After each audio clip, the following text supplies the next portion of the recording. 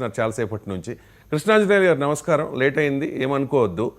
ఇక్కడ కాగ్మోన్ రాజశేఖర్ గారు చెప్తోంది, ఏడాది కాలంలో కూటమి ప్రభుత్వం హామీలు అమలు చేయలేదు కాబట్టి జనాల్లో విపరీతమైన వ్యతిరేకత వచ్చేసింది ప్రభుత్వం మీద.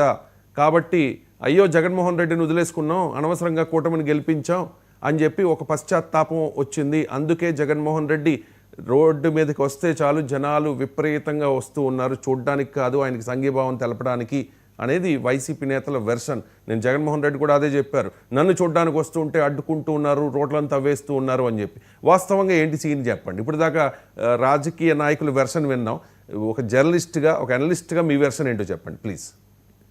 రవిశంకర్ గారు నమస్తే, ప్యానల్ మెంబర్స్ కూడా నమస్కారము. నమస్తే. ఇప్పుడు ఈ జనాభా రావటము, రాజకీయ సభలు సక్సెస్ కావటము, దీనికి సంబంధించినటువంటి మన ముందున్నటువంటి ఒక ఉదాహరణ చెప్తానండి.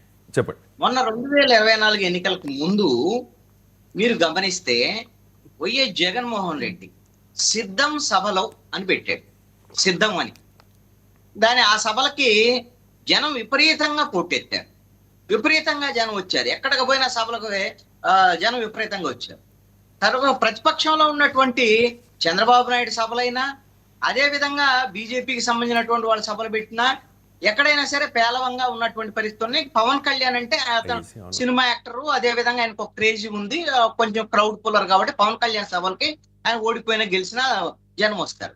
ఈ ముగ్గురు కలిసినటువంటి సభల్లో కూడా ఎన్నికలకు ముందు అంత సభలు సక్సెస్ అయినటువంటి పరిస్థితి లేదు. మరి తర్వాత ఎన్నికల ఫలితాలు చూస్తే ఏం ఫలితాలు వచ్చాయి? జగన్మోహన్ రెడ్డి కోరుకున్నది ఏంటి? నాకు సిద్ధం సభలు జనం వచ్చేస్తున్నారు, 151 నుంచి 175కి వెళ్ళిపోతున్నా, అందరూ ఓడిపోతున్నారు, ఇంకా మేము అప్రతిహతంగా గెలుస్తున్నాం అని చెప్పాడు. ఏమైంది? 151 నుంచి 11కు పడిపోయినటువంటి పరిస్థితి ఉంది. మరి జనం రాలేదు అనుకున్నటువంటి కూటమికి సంబంధించినటువంటి దాంట్లో 164 సీట్లు వచ్చినటువంటి పరిస్థితి ఉంది. కాబట్టి జనమేదో సభలకు వస్తే మనం సక్సెస్ అయిపోయినట్టుగా ఇది ఆలోచించడం అనేది కరెక్ట్ కాదు అనేటువంటిది నా యొక్క అభిప్రాయం. రెండవ అంశం ఏంటి అంటే, జగన్మోహన్ రెడ్డి పాలన బాగాలేదు, నువ్వు ముఖ్యమంత్రిగా పనికిరావు అని జనం తీర్పిచ్చారు. 11 సీట్లు ఇవ్వటం అనే యొక్క తీర్పు యొక్క ప్రధానమైనటువంటి ప్రజల తీర్పు యొక్క సారాంశం ఇది. మరి అలాంటప్పుడు జగన్మోహన్ రెడ్డి ఇప్పుడు ఈ 13 నెలల్లో ఏముందని ఆయనకి క్రేజీ పెరిగిద్ది, ఏముందని ఆయనకి జనం విపరీతంగా వచ్చేటువంటి పరిస్థితి ఉంటది. అది వాళ్ళు చెప్పడానికి రీజన్ లేనటువంటి వ్యవహారం. రెండో అంశం ఏంటి అని అంటే, ఒకవేళ కూటమి ప్రభుత్వం మీద వ్యతిరేకత ఉంది, అందుకనే జగన్మోహన్ రెడ్డి కావాలి అయ్యో పోగొట్టుకున్నాము, అద్భుతమైన పాలన ఇచ్చిన ఆయన అనుకున్నారని అనుకుంటే, ఒకవేళ మరి జగన్మోహన్ రెడ్డి ఏమన్నా ప్రజా సమస్యల మీద ప్రజల దగ్గరికి వెళ్ళాడా? నిన్న నెల్లూరు వెళ్ళినా, లేకపోతే ఈ 13 నెలల్లో ఆయన 10 పర్యటనల వరకు దేని మీద చేశాడు?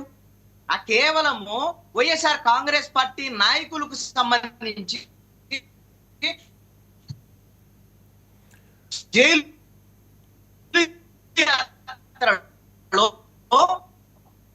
అదే విధంగా పరామర్శలో జైలుకి వెళ్ళినటువంటి పరిస్థితి ఉంది. జగన్మోహన్ రెడ్డి కేవలము ఈ 13 నెలల కాలంలో 3 ప్రజలకు ఉపయోగపడేటువంటి కార్యక్రమాలు తీసుకున్నారు. అదే విధంగా పొగాకు రైతులకు సంబంధించినటువంటి విషయంలో వాళ్ళని పరామర్శించేటువంటి 3 కార్యక్రమాలను మాత్రమే జగన్మోహన్ రెడ్డి తీసుకున్నాడు. మిగతా అన్ని కూడా వాళ్ళ కార్యకర్తలకు సంబంధించినటువంటి జైలు యాత్రలు పరామర్శ.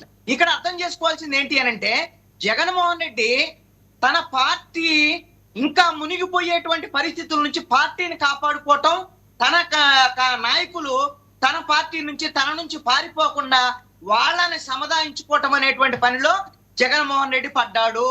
అందుకోసమనే ఈ రోజున జగన్మోహన్ రెడ్డి వాళ్ళ కార్యకర్తలను పరామర్శించుకోవాల్సినటువంటి గత్యంతరం లేనటువంటి పరిస్థితిలోకి వెళ్ళాడు అనేటువంటిది అర్థం చేసుకోవాల్సినటువంటి అవసరం ఉంది.